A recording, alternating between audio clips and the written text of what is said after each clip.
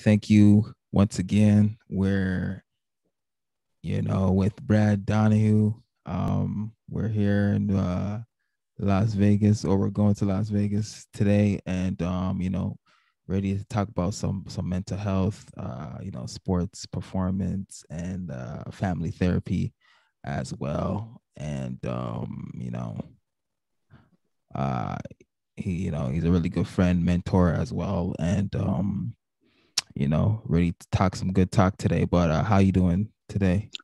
Fantastic, doing really good, and Yeah. yeah, I'm just excited to be able to talk with you. I appreciate you inviting me on. It's great to talk with you, and maybe get a chance to hear some of the things that you say are important at this time with regards to mental health with sport.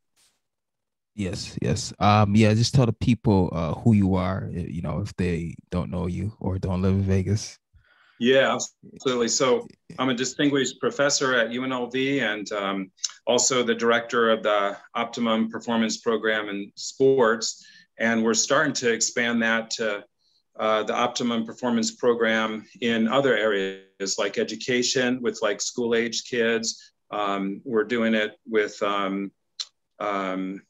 military applications and entertainers. So I've worked with Cirque du Soleil, um, down here in Las Vegas, implementing some of the optimization programs that we've developed at UNLV.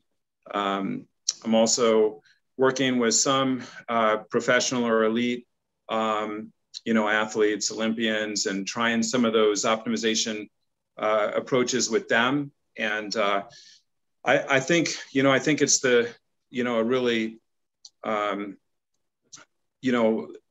there's a lot of people that are focusing on optimization.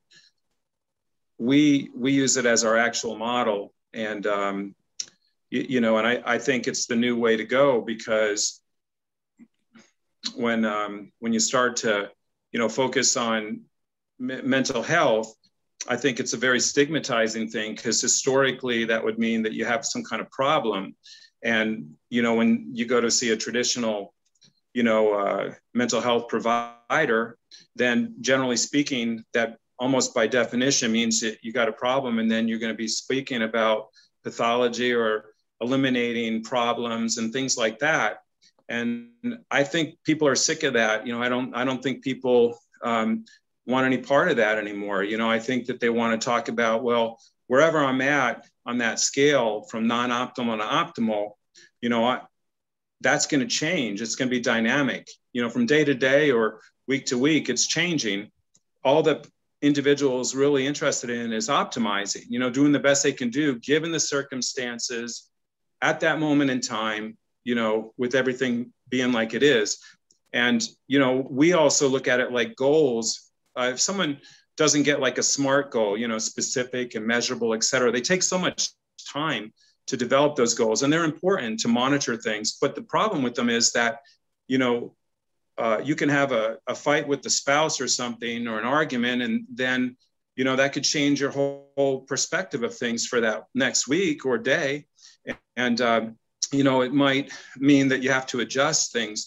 And so we just talk about it in terms of domains, like areas that we're going to accomplish, like optimal sport performance, optimal school performance, optimal work performance, and then talk about the specifics about how that individual, given the particular day, is moving in that direction. And in doing it that way, goals are never missed. It's just that you reallocate on a given moment to another goal. And in that way, there's no pressure to it. You're focusing on the process, as David, like focus on that process and not the outcomes. Yeah. Okay. Cool. Cool. So what got you into psychology to start off? Well, Were were I you, boxed. were I you like, boxed. yeah, were you like curious about things as a kid, or like? I was a competitive athlete in general, particularly in boxing. So I spent some time at the Olympic training centers in Lake Placid and Colorado Springs, and they got mental health professionals there. And I never participated or had the opportunity to do that when I was an athlete, but I did participate in like relaxation groups and some basic things about how to breathe and stuff. And I saw the value in that.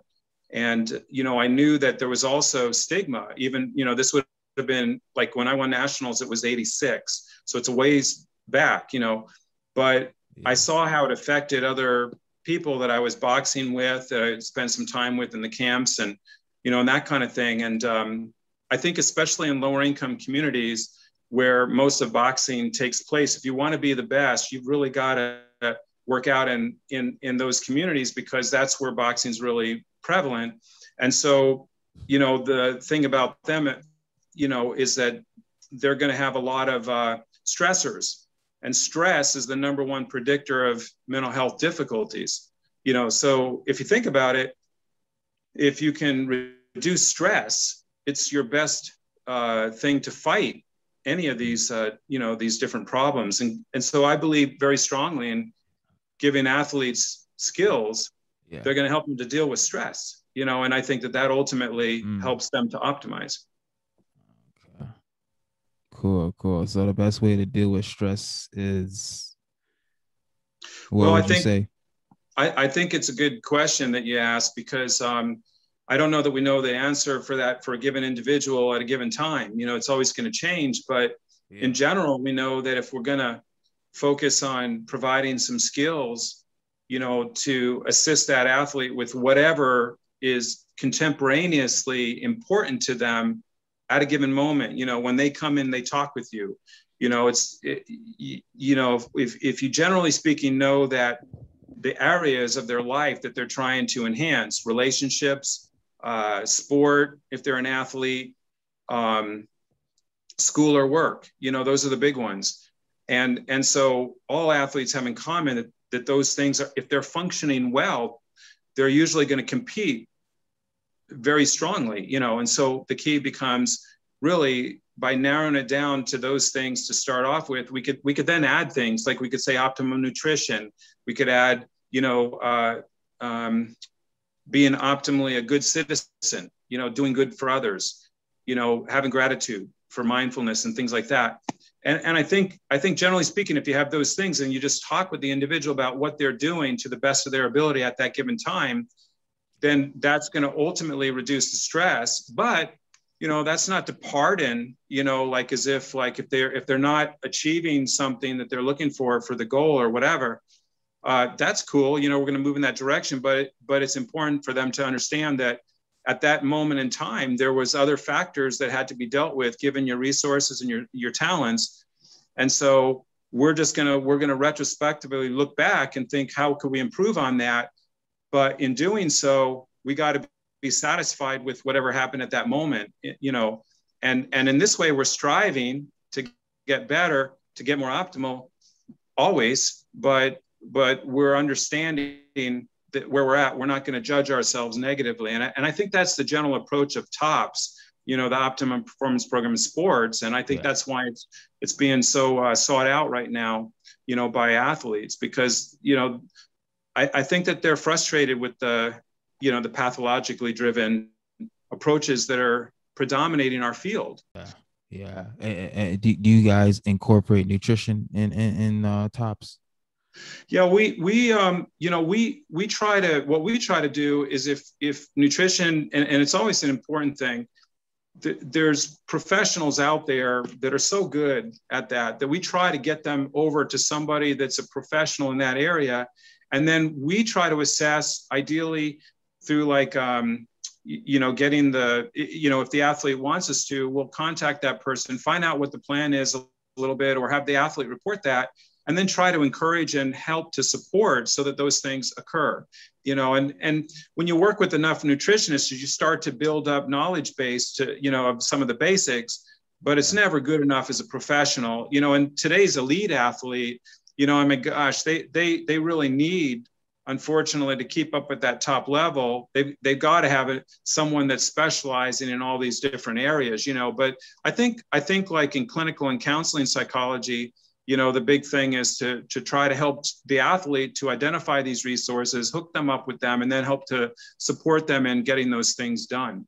If a player is going through a bad day, how do they clear their mind and still have a peak performance, for game day?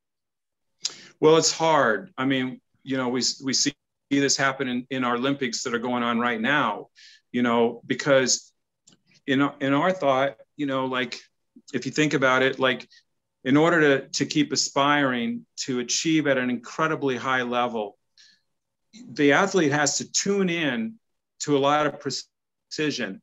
And it's interesting because by being focused so much on that particular thing, other things become less in focus. It's a perfect analogy to think of like how you're tuning in a radio station.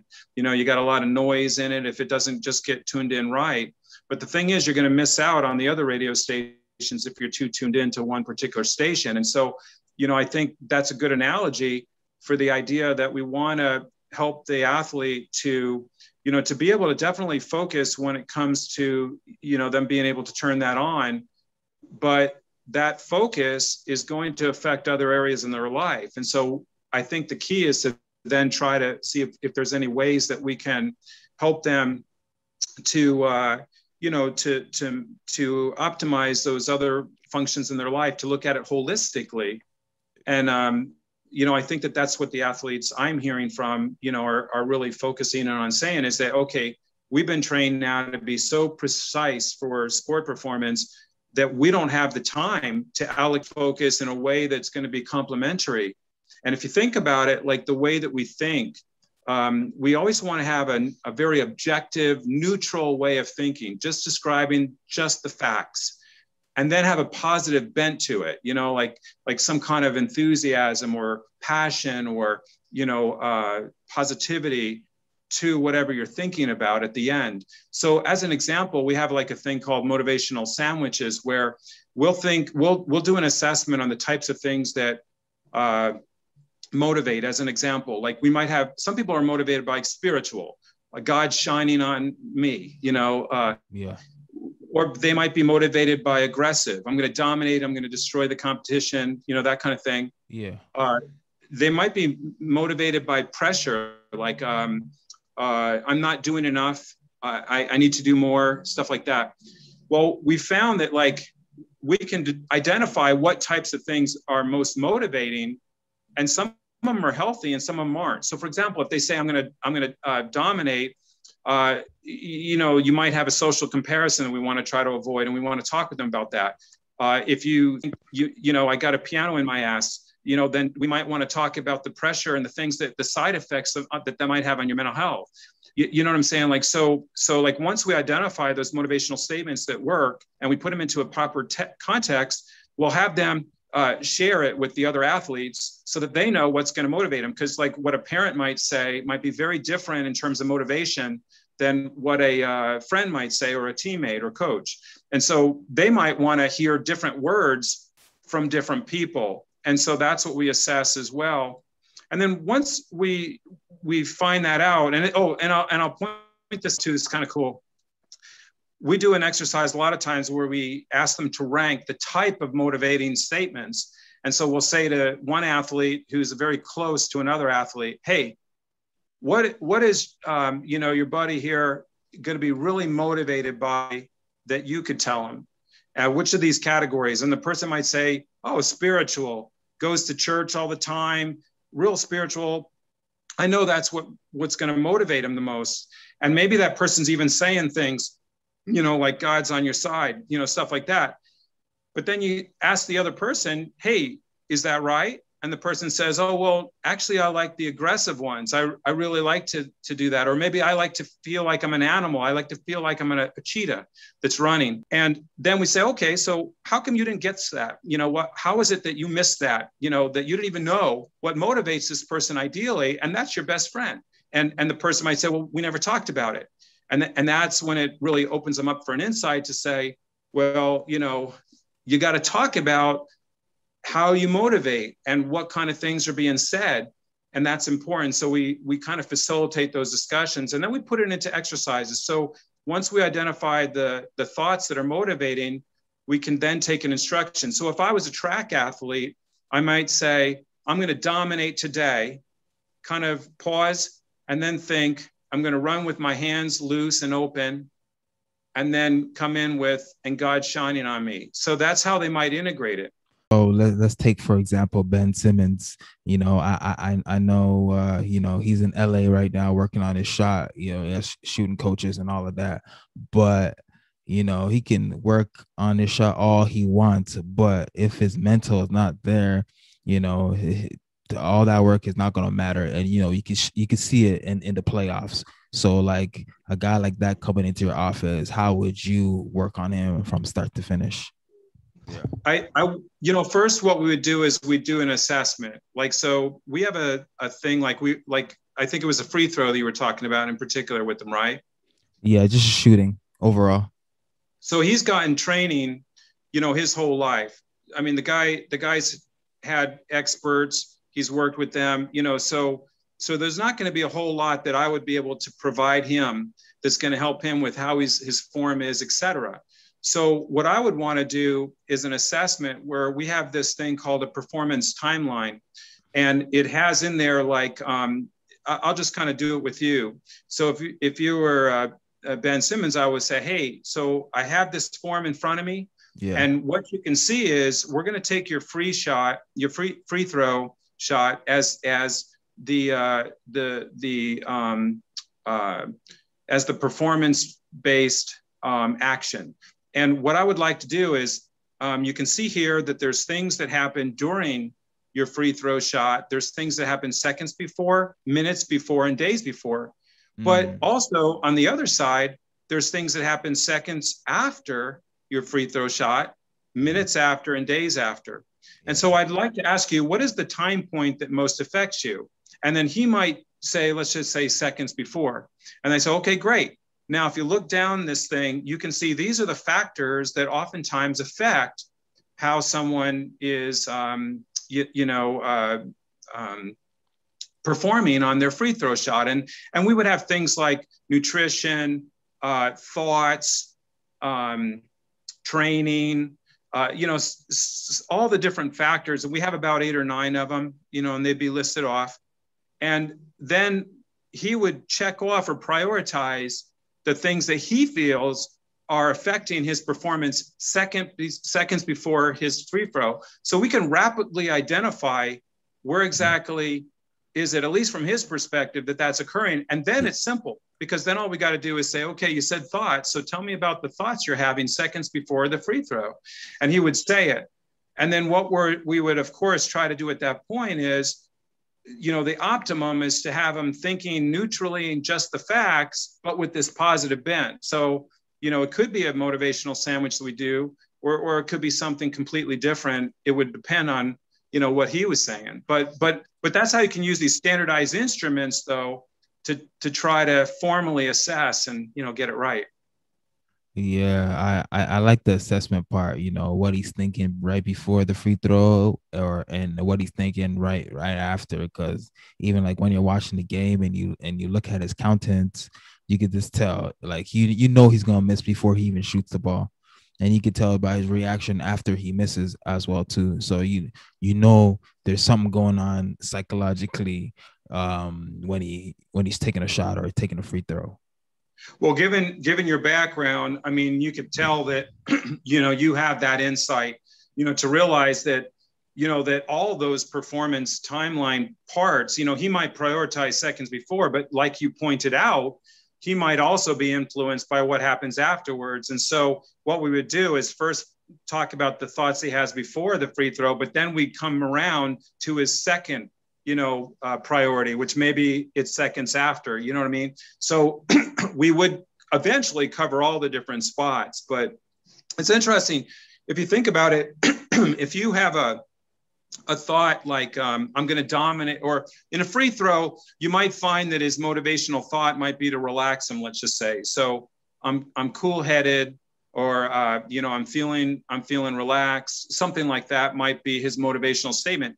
That's going to prime him so that when he actually describes the action or instruction about what he's been taught to do, or what he knows, you know, that would be the optimum form, he would describe that. So give me an example of if you were him, Yeah. and there was something that he wanted to focus on when he was actually shooting. It depends on who you're talking to, So it's always different, but throw one out for me. So like, what would be a statement that, that he would focus on perhaps seconds before he shoots? Um, I think he should be thinking about his free throw routine when he right Okay. before he's shooting. Nothing And by the way, else. that's very good. We have routine that's actually one of the options. And so if his seconds before was to just think, okay, it might be something like, I feel relaxed, going to follow my routine. And that saying I'm relaxed primes him to be relaxed during his thought about the routine. And then once he has that thought, we want to reinforce his his thinking about the instructions in a relaxed way. So that's where he would just say, and it's gonna go right through the rim, or something like that, or it's gonna make a beautiful sound or something like that, and that would reinforce the instruction. So it's kind of like sandwiched in by two motivational words. One is a primary to kind of get him charged up for it in a positive, relaxing way. The second one is to reinforce him for thinking that way. And that's going to help him to get into the habit, or what you were describing is like a routine in the whole sequence of things, so that eventually he'll be okay to get through it. So who knows what's going on? I don't know his situation, but Yeah. and I have never, until you talk with the individual athlete, we could be completely off. And that's the other thing, I think, is the importance of not, everybody likes to kind of be, the Sunday morning quarterback, but when you're in that moment, there's so much things that they have to focus on. It can get a little bit difficult. So that's the other thing. Like when you said should, we all kind of have a general tendency to understand what should be there, but that would be the first thing I'd say to them is hey, listen, throw out that should. Shoulds and musts don't have any part in your thinking when you're doing a free throw. And that would take off probably a little bit of pressure and that kind of thing. Yeah. Okay. I hope Ben Simmons watching this so he can give you a call. Or he needs to work with you.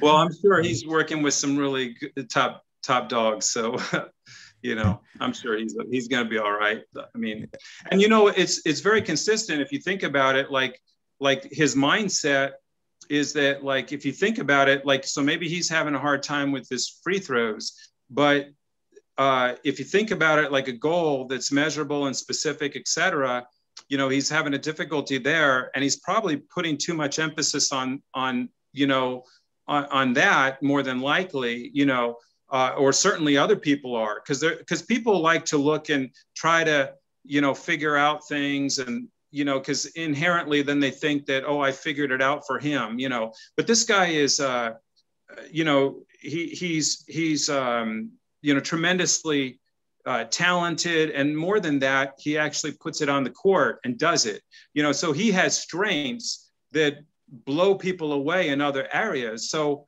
for whatever reasons, he's focused on those other things, at that given time, given his resources.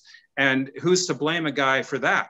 It just means he's allocating his attentions to something else that would be very important, So I think that would be another step, is to remind him of his greatness in all these other areas. And, and hopefully the audience, can kind of appreciate that, when they judge our athletes that are out there, because, it's a hard thing, and so, and this is interesting too, because I think, in terms of the media, athletes, if you think about it, just like with Cirque du Soleil, these are indirectly entertainers, like if you think about it, it's an entertainment industry, basketball in this case. And so ultimately there is this inherent nature by the best to want to be the best, to show off, to let people know what they can do. And that's America, that's an American dream. And so I think that there's the problem with that is that then when criticism happens and you're finally tuned in to the task at hand, it becomes very difficult, even more so. People don't give a shit. They basically never end up being in a Ben Simmons situation. You know what I mean? Because they would have been screened out a long time ago. So I think that's another, important thing to say about our athletes, the elite ones in particular. So yeah, let's shift a little bit to family behavioral therapy, and I'm trying to figure out how does that help with sports performance, because I know you tie both of them in together. Yeah.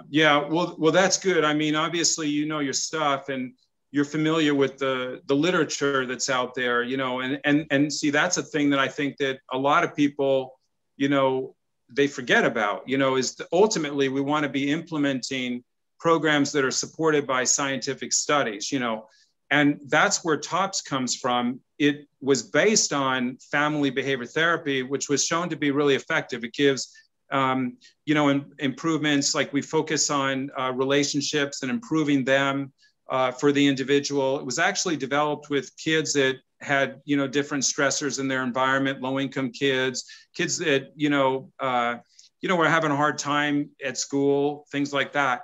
And so it generalized to then adults, even though it's more effective in adolescents, it's also been shown to be effective in adults. And what it is kind of helping with relationships, because if you think about it, like 90% of our problems are relationship based. And so we started there. Then we kind of got into, like the actual performance for them was school, doing well in school or work and so, there's things that help them to get jobs. It's very similar to a program we're doing in Las Vegas, where we help kids that are in low income communities to work in a mentorship position for 4 days out of the week. On the 5th day, we teach them how to take initiative, how to go beyond what a typical person, at their level would be expected to do, like just those little things, like going up and asking, is there anything I can do? Stuff like that.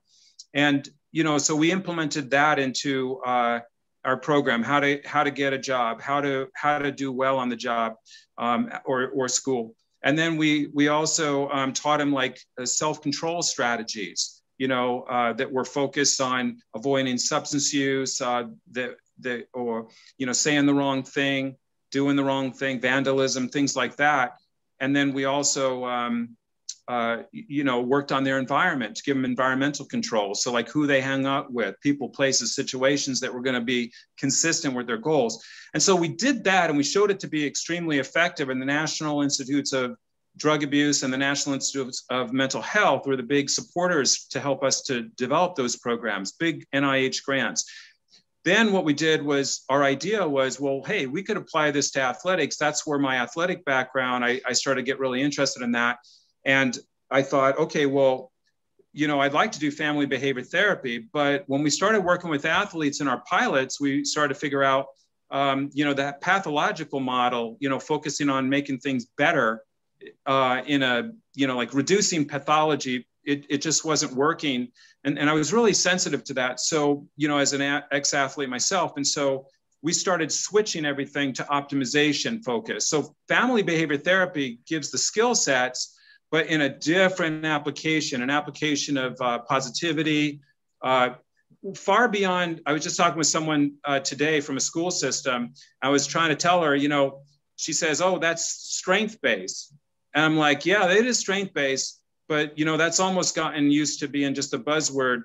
And this is far beyond strength-based, because this is optimization-based. So it's not just being a strength, it's being the optimum strength. And I think that people dig that, people want a part of that, they're going to, seek out, those kind of programs, and so that's what we're shifting to, optimization focus.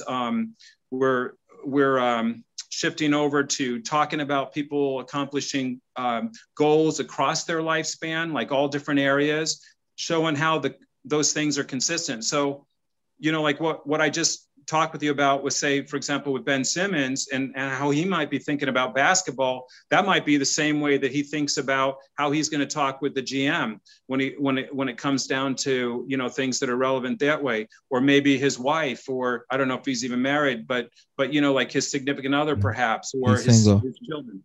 Huh? I believe he's single. Well, maybe his girlfriend or boyfriend, who knows? You know, I mean, like that. Basically, right? He's going to talk with someone that's going to where that might be relevant. The way he's thinking, if it's clear, neutral, positive bent, he's going to function well in all those areas of his life.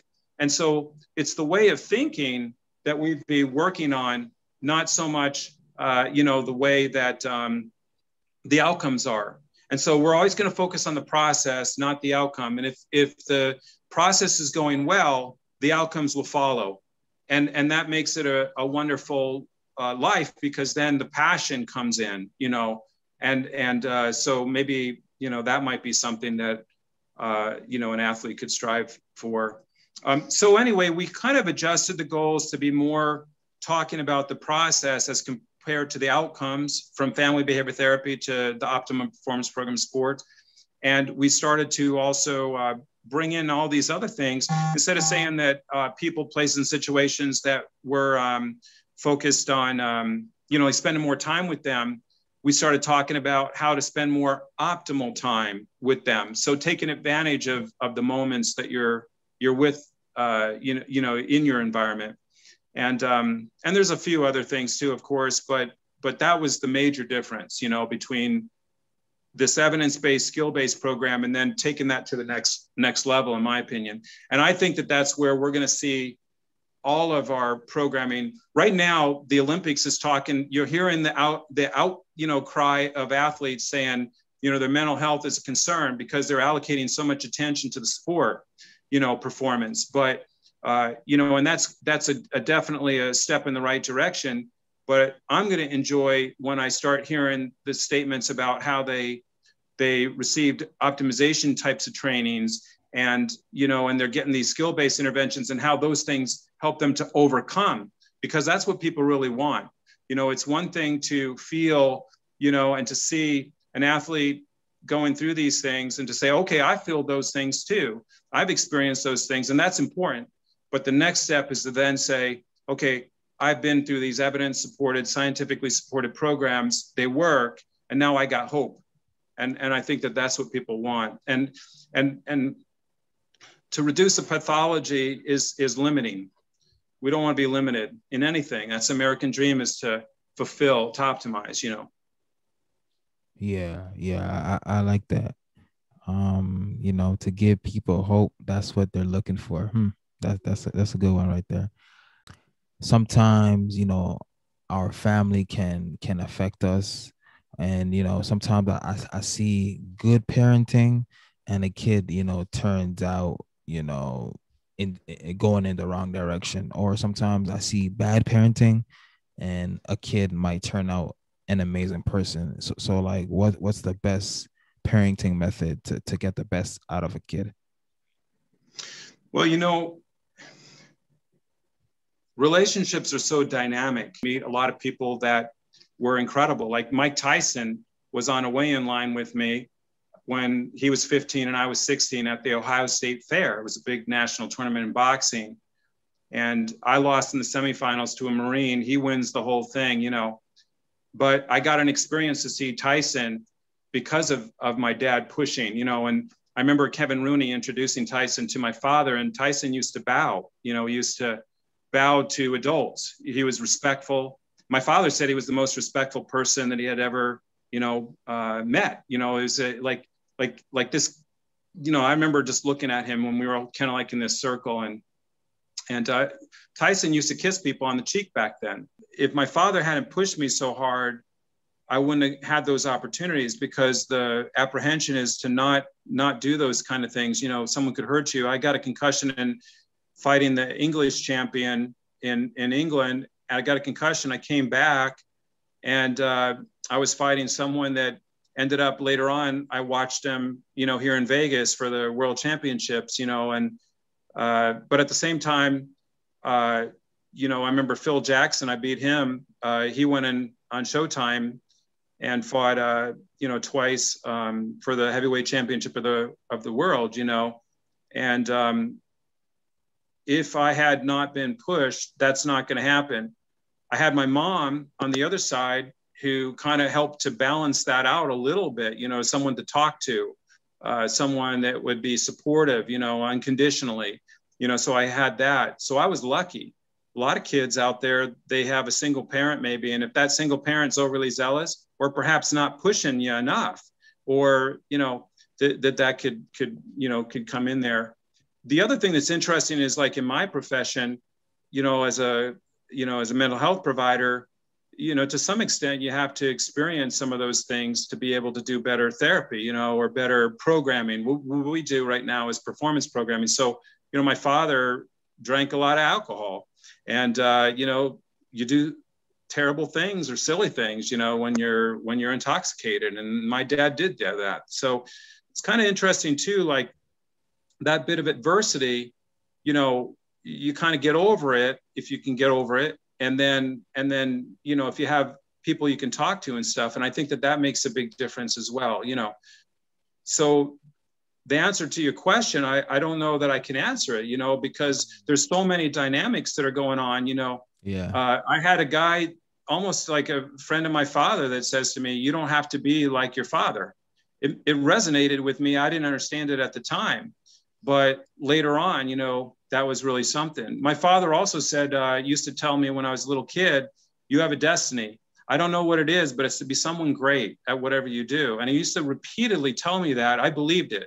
So if there was anything that would come in, I thought of it only as like an obstacle. And I don't know if he doesn't say that, do I have that same attitude? You know what I mean? Like in other words, I think life is so complicated that I don't think that there's a formula necessarily. But when you start to look at all these factors, you know, I think in general, we have a tendency to want to do good. You know, I believe that.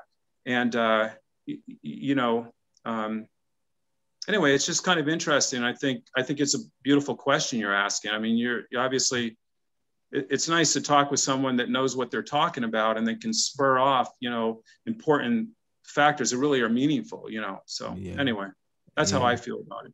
Yeah, that question, I thought about it for a while. I'm like, you know what, I gotta ask this one. Yeah, I'm glad you did. I feel comfortable with it. You know, we can't, as a parent, you can't hit kids these days. So, like, what's the best disciplinary method we can use to discipline the kid? So my mentor, Nate Azrin, worked with B.F. Skinner.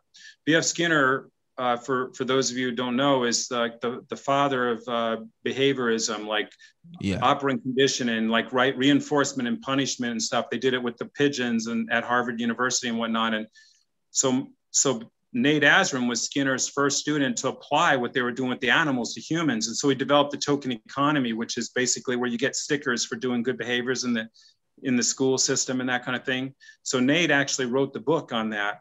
And so I worked for this guy, and he was 100% positive.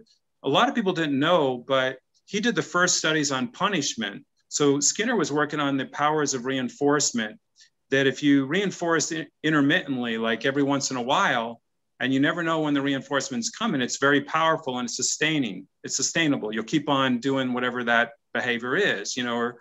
But punishment doesn't work like that. Nate did these punishment studies that shows that if you use aversives, they have side effects. So you could get a kid having enuresis, and they'd have the same thing with pigeons. Like if you, or animals, you know, like if you punish them when they were going through a maze, you might see them start to urinate right on the, you know, the maze and or be apprehensive. They wouldn't try to attempt to go through that maze, you know, when you were punishing them. And when you reinforced them, the pigeons and animals, they went through that maze really quick and so forth. And so if you think about that now in real life, if you put someone on a punishment basis where you're overly spanking, like a spanking here and there is not going to be a bad thing. In fact, in some communities, you can make an argument that it's a necessity because you have to have something that they fear, so they're not going to go in that way. And you'll hear that a lot of times. But generally speaking, when they make out and they do well in life, it's not the kind of situation where they got someone beating them up all the time, spanking them all the time, because that gets, that starts to interfere with their initiative and the, persevering. So when they've done studies, like that, they see the kids that have been through lots of spankings, they don't do so well. They don't take initiative. They don't persevere when they hit the obstacles, that kind of thing. So I would argue that you want to create a family atmosphere where you're encouraging and you're praising and you're providing resources and skills far more than the spanking. And if you do it well, and then you'll see the kid will start to move in that direction. And grandparents, you'll hear a lot of people from low income communities, they'll talk about their grandparents as being a big thing because they lived in this world, like, in life for a while. And so, they're usually a lot more reserved. They don't act quickly to go to the spanking, or the aversive, they might be listening a little bit more. It's consistent with the intervention we developed for athletes called HERD. And basically what it means is if someone has a problem and they give it to you, you hear what the person has to say. Don't say anything, just hear what they say. That's the H. The E is empathize with whatever their concern is. Show them some kind of thing like, hey, I understand where you're coming from. That's really tough, et cetera. That's the E. The A is to then ask them for alternatives or solutions. Hey, what do you think you can do about it? Not volunteering your own judgments, but just saying, what do you think could work on this thing, or what have you tried? After that brainstorming, then the R is reviewing what's good and bad about those different options, and then asking the person what they can do to decide, or the D. And so if you think about HERD in your head, when someone comes up with a problem, it's very similar to what a grandparent might do, right? They listen so attentively, and then because they love you, and they then, provide, they don't even necessarily provide you the information, but it's always there if you ask for it. And then you're more inclined to do it. And so I think that that's an important part of what you were saying. And I think, as I think back to myself, I can think about my own kids. Like I've been spanked. My mom, back then in the day, it was okay. I mean, she hit me with a hanger one time on my ass, and I never did anything against her again. I had a newfound respect for her. I don't think it was necessarily an optimum strategy, but maybe it was at that given moment in time, because it made me rethink things. But I'm not proposing it by any means. I'm just saying in our society today, I think it's a lot different too. But I do think that the less spankings or the less aversives, like telling kids what to do, or, like timeout. Timeout's an aversive too. It's no better than spanking. And if you take it out of context, if you have a community where spanking is the main discipline, and then you start imposing timeout on that family, you might see the kid gets teased for that, for the parent using the timeout. And so I think there's a cultural relevance to the parenting too, But in general, if we're praising and encouraging and doing those kind of things more so, I think that child has a better chance to do the things that are going to be necessary to move ahead. What do you think? Positive reinforcement. Yeah, absolutely. Just, thinking about the positive, talking about the positive, instead of always bringing up what the kid did wrong, what he didn't do. What I mean? The more you encourage the kid, the more, he starts to have hope, and, starts to do the right things instead of the wrong things, because the only thing he's hearing is the right things. So, I think I would agree with, positive reinforcement and what you said.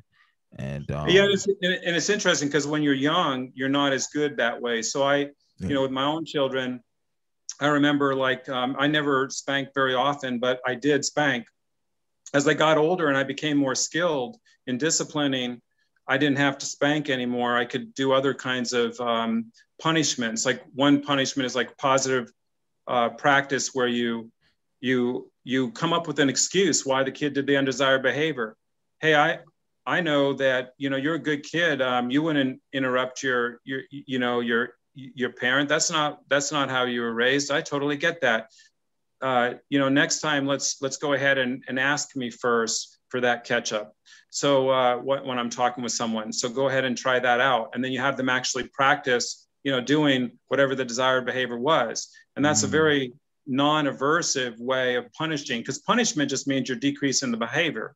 It doesn't have to be associated with aversives like a lot of people think. And I think if we apply that to coaching, talking about athletics, Bobby Knight, as an example, the classic yelling and getting real upset. Yeah. And some people responded really well to that because that, especially if you think about just in general, if you got a guy that's showing a lot of love, like he did, like a lot of his players will tell you, the ones that stuck it out, that guy had their best interests in heart. And that's the thing that was reinforced. And it wasn't yelling. No one likes to be yelled at, but it was that moment where he would spend time with them and help them out. That's the thing that they're moving to, like in Isaiah Thomas, that would be something I'm sure that he really appreciated, And so I think that, in today's society, I'm not sure that kind of coaching, would work, because I think we kind of advanced past it. And in order to have an elite athlete, I think those aversives become magnified when they're totally in tune, because you could say just the most subtle thing and you can get the athlete really upset. I see it in my own students at UNLV. Like if you just give a subtle, I got to be real careful in how I give my feedback, because they're so in tuned on getting a good grade or doing, and the importance of that, because they're in competition with their peers and so forth. If I just say it just too harsh, I could get a person crying, and it's not even harsh. Like if I think back at the day when my professors would tell me, this is unacceptable, it doesn't look good, you're going to have to work on this a lot. I'm surprised you got into this class. They might say something like that. They say the kids are, real soft and sensitive now. Is that true? That's what's coming out. But the thing is, it's not so much that I think that they're softer. I mean, it depends on how you define that. But the thing is, if you're so in tune to doing well in a competitive society, you're so tuned into that. Just the most, anything that's going to get you off of that focus could be very upsetting, and if you think about, like, social media is very critical, but yet these athletes are dependent on the social media so much, right? So if someone says a harsh statement, if they take it to heart, it could be very, very upsetting. Yeah. So, what are the common or most often family matters people come to you for? Well, it really varies, but, arguments are the real common one, that people aren't seeing the same thing. And of course, that's set up by expectancies. You walk into a relationship, you're expecting a certain thing. And when that expectancy doesn't occur, you get really upset, especially people that want a lot out of that relationship. When you really want that relationship, you have a lot of expectancies, and the problem with expectancies is that you're talking about another individual who's walked another path, and to expect that they're going to follow through with the things that you have in common is very unlikely. So I think that comes in to relate it to sport. You have the same thing with coaches. You could have a great coach and you have certain expectancies. And then all of a sudden, if you start to look at that coach and see that the coach did something that's been inconsistent with your previous coaches, or that you don't think is right, if you prematurely judge that coach, and you could lose out on a really important, teacher, So I think a lot of times people have to kind of trust that if someone's been associated with a lot of success, they're probably pretty good, you know what I mean? And so maybe it's an adjustment that you have to make, and you could learn from that, so, I mean, you have to have confidence in there, but I think that we're in some ways it kind of is important to do it, but we make fast decisions, and I think sometimes we make premature ones. And so that's that's another thing that complicates things. So in terms of relationships, I think it's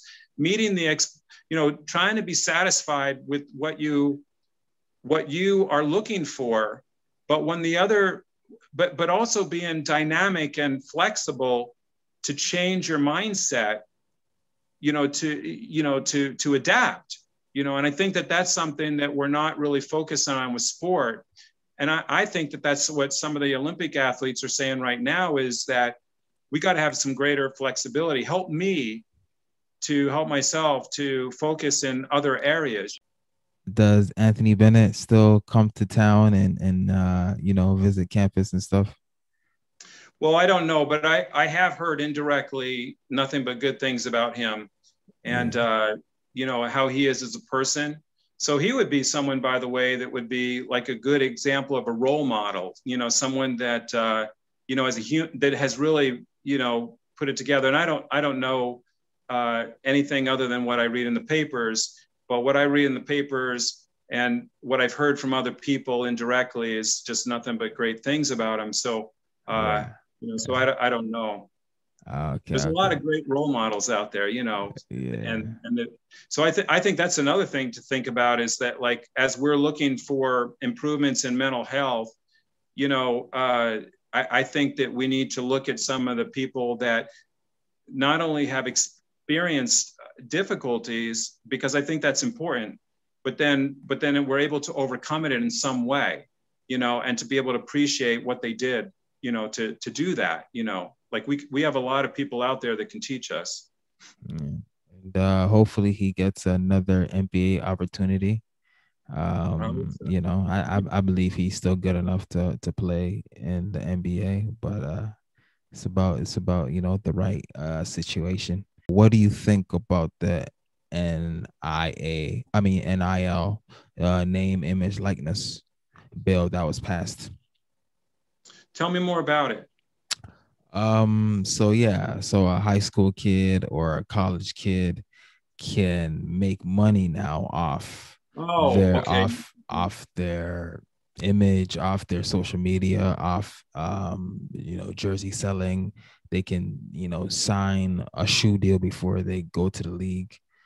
So players can make their own money instead of having to wait to get to the league.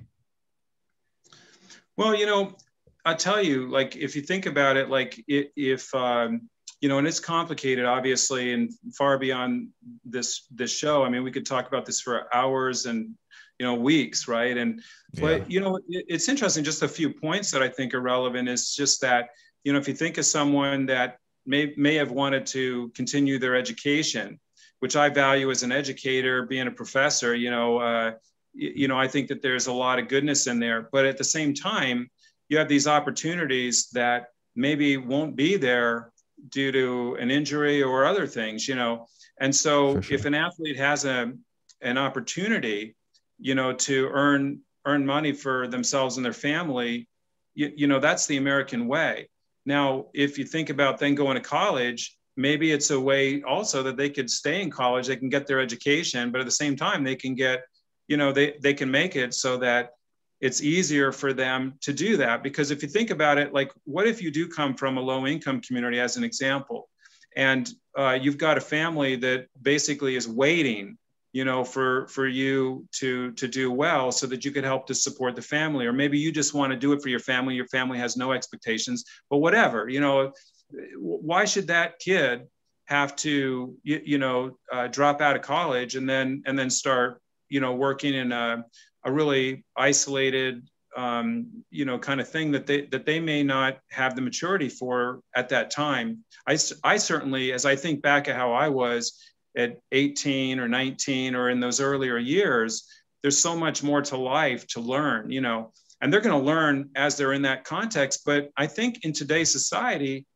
it's so focused that it makes it hard for them to really appreciate life outside, and they get it from a tunnel vision.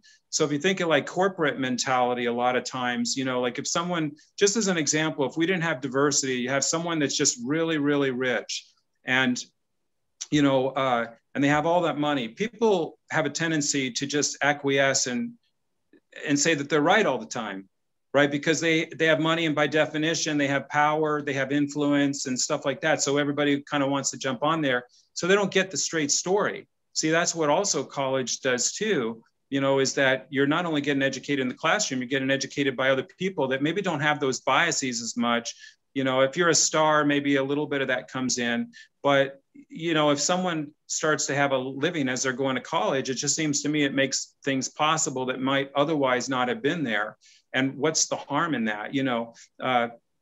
I think, the transparency of it alone, makes it, important, right? Like, if, so I don't know. I have a,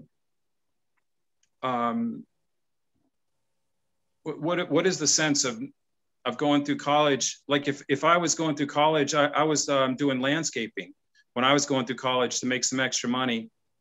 And because boxing doesn't have any, they had a thing called Operation Gold, but you'd have to, be like the top 1 or 2 athletes in that weight class at that time to get any funding. It wasn't all that much. So how's that going to get me through school? I've got to work. So I'm doing landscaping. Well, if I came up with a brilliant business idea, I would be able to go and do that and still box. So what would be the harm if I was to get, that business developed, well, this is just another business if you think about it, so it's shining a shoe or like tying a shoe or doing something like you mentioned. I don't know. It just like, I see the complexities on the other side, but it's pros and cons for sure. Yeah. And nowadays, there's it's a different world than it was before too. I just hope that it doesn't get abused as far as people trying, the larger schools, pulling out the kids and using recruitment strategies. And I just hope it's up and up, that would be important. Oh yeah, for sure. For sure they're gonna do that. They're gonna, use all the tactics in the world to get the kid, especially the big schools. But so there may be that kind of pressure too. It just kind of adds up to the more immediacy, kind of expands that out a little bit, but hopefully they've got good mentors and people that they can talk to. Yes. And I guess that's it for now. You want to give your info so they can contact you? Yeah, if someone wants, they have a question or whatnot, it's Top Science. If they just hit Top Science, TOPP Science, that'll get there. Or they could just put my name, Brad Donahue, at UNLV, and it will show up. And I'd be happy to answer questions. I love it. All right, thank you once again for sitting down with me, and see you guys later. Peace. Thanks, David. It's one of the best interviews